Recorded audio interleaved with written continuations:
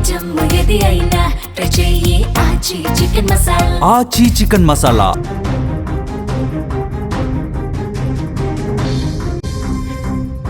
Telangana municipal ఎన్నికల ఫలితాల్లో భాగంగా మధిర పట్టణంలో టీడీపీ బోణీ కొట్టింది. హోరాహోరీగా సాగిన పోరులో మధిర 10వ వార్డు నుంచి తెలుగుదేశం పార్టీ అభ్యర్థి బోడేపూడి రేవతి ఘన విజయం సాధించారు. ఓట్ల లెక్కింపు ప్రారంభమైనప్పటి నుంచే రేవతి తన ప్రత్యర్థులపై స్పష్టమైన మెజార్టీతో దూసుకెళ్లారు. కీలకమైన మధిర మున్సిపాలిటీలో వార్డు సభ్యురాలుగా టీడీపీ అభ్యర్థి గెలవడంతో పార్టీ కార్యకర్తలు అక్కడ సంబరాలు చేసుకున్నారు. తెలంగాణ మున్సిపల్ ఎన్నికల్లో టీడీపీ జెండా రెపరెపలాటం ఒక సంచలనంగా మారినటువంటి పరిస్థితి ఉంది. రాష్ట్ర వ్యాప్తంగా ప్రధాన పార్టీల మధ్య పోటీ ఉన్నప్పటికీ మధిరలో టీడీపీ తన పట్టును నిరూపించుకుంటూ ఈ విజయాన్ని నమోదు చేయడం ఇప్పుడు ఆసక్తికరంగా మారినటువంటి పరిస్థితి ఉంది. తెలంగాణ మున్సిపల్ ఎన్నికల్లో అసలు తెలుగుదేశం పార్టీ జెండా ఎగురుతుందని చెప్పి అసలు ఎవరు ఊహించినటువంటి సిచ్యువేషన్ ఉంది. బీఆర్ఎస్, కాంగ్రెస్, బీజేపీ ఇలాంటి ఒక త్రిముఖ పోటీ ఉన్నటువంటి పరిస్థితుల్లో రాష్ట్ర వ్యాప్తంగా మధిరలో తెలుగుదేశం జెండా ఎగరటం అనేది తెలుగుదేశం పార్టీ కార్యకర్తలు ఒక నూతన ఉత్సాహాన్ని తీసుకొచ్చిందని చెప్పొచ్చు. ఇదే విషయానికి సంబంధించి మరింత ఇన్ఫర్మేషన్ మనం తెలుసుకునే ప్రయత్నం చేద్దాం. మా కొలీగ్ సాయి లైవ్లో జాయిన్ అయ్యారు. సాయి, మధిర సంబంధించి తెలుగుదేశం పార్టీ గెలవటాన్ని ఏ విధంగా చూస్తున్నారు, అక్కడ తెలుగుదేశం పార్టీ ఈ గెలుపుని పట్ల ఎట్లా రియాక్ట్ అవుతుంది, ఇంకా ఓవరాల్గా మిగతా అప్డేట్స్ ఏమైనా ఉంటే షేర్ చేయండి.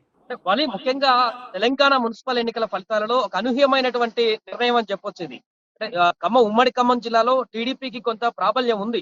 మన తెలంగాణ వ్యాప్తంగా ఇప్పుడు టీడీపీ అంత యాక్టివ్ గా లేనప్పటికీ, టీడీపీ ప్రాబల్యం లేనప్పటికీ కూడా ఖమ్మంలో ఆ మోస్తారు కార్యకర్తలు కానీ టీడీపీ ఫేవర్ గా ఉండేటువంటి పర్సన్స్ మాత్రం ఇంకా అలాగే ఉన్నారు. ఎందుకంటే ఆంధ్రాకి బార్డర్ గా ఉంటుంది, ఆంధ్రప్రదేశ్ కి బార్డర్ గా ఉంటుంది.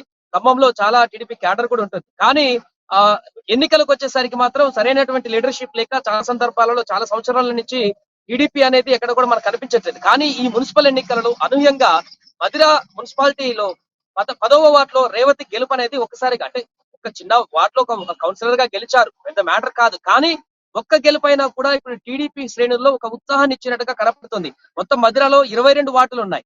22 వార్డుల్లో కాంగ్రెస్ మెజారిటీ దిశగా వెళ్తుంది, ఇప్పుడు ఆధిక్యం దిశగా కొనసాగుతుంది.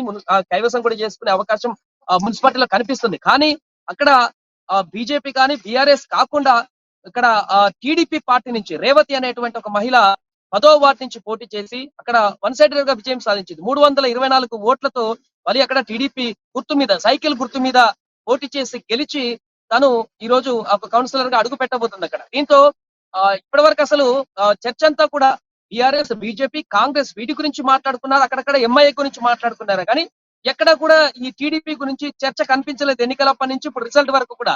కానీ ఎప్పుడైతే ఈ బోడపల్లి రేవతి అనే మహిళ అక్కడ గెలిచిందో కౌన్సిలర్ గా, ఒక్కసారిగా ఒక కౌన్సిలర్ చిన్న పరిస్థితి, ఇన్ని మున్సిపాలిటీల్లో ఇన్ని కౌన్సిలర్లు ఆ ఒక్కటి గెలవడం అనేది చాలా చిన్న పాయింట్. కానీ టీడీపీ అనేది మన ఒక్క కౌన్సిలర్ తోటి ఇప్పుడు మరలా చర్చనీయాంశంగా మారింది. దీంతో ఇప్పుడు టీడీపీ సాయి ఇప్పుడు ఒక్క విజయం అయినా సరే అది నిజంగా ఆ పార్టీకి సంబంధించి అక్కడ ఉన్నటువంటి కార్యకర్తల్లో కావచ్చు, పార్టీ కోసం పనిచేసిన వాళ్ళలో నూతన ఉత్సాహం తీసుకొస్తుందంటూ ఏమాత్రం డౌట్ లేదు. అయితే ఈ ఉత్సాహం అనేది తెలుగుదేశం పార్టీ తెలంగాణలో కూడా భవిష్యత్తులో ఎన్నికల్లో పోటీ చేయడానికి తమ ప్రాబల్యం ఉన్న చోట్ల, తమ బలం ఉన్న చోట్ల ఇక భవిష్యత్తులో పోటీ చేసే ఆ ఉత్సాహం తీసుకొస్తుంది అనుకోవచ్చా?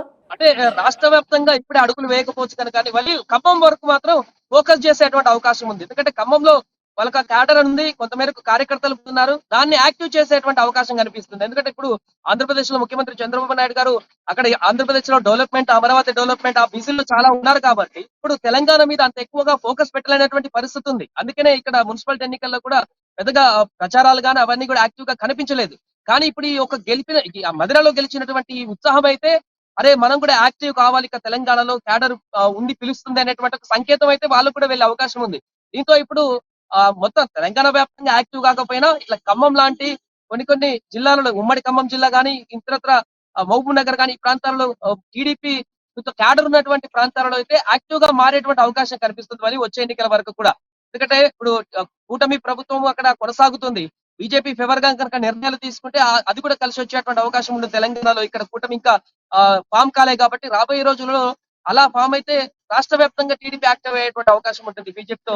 తెలుగుదేశం పార్టీ క్యాడర్ ఈ గెలుపు తర్వాత అక్కడ ఉన్నటువంటి స్థానిక టీడీపీ నాయకత్వం ఎలా స్పందిస్తోంది, ఏమైనా ఇన్ఫర్మేషన్ ఉందా? ఖచ్చితంగా వారికి ఒక ఉత్సాహం అయితే వస్తుంటుంది వాళ్ళు. ఎందుకంటే తను గెలిచింది. ఇంకా మిగతా వార్డులో కూడా ఏమైందంటే చాలా వరకు మంచి ఓట్లను సంపాదించారు. రేవతి 324 ఓట్ల మెజారిటీతో 10వ వార్డులో గెలిచారు. మొత్తం 22 మున్సిపాలిటీలు ఉన్నాయి అక్కడ మధిరాలో.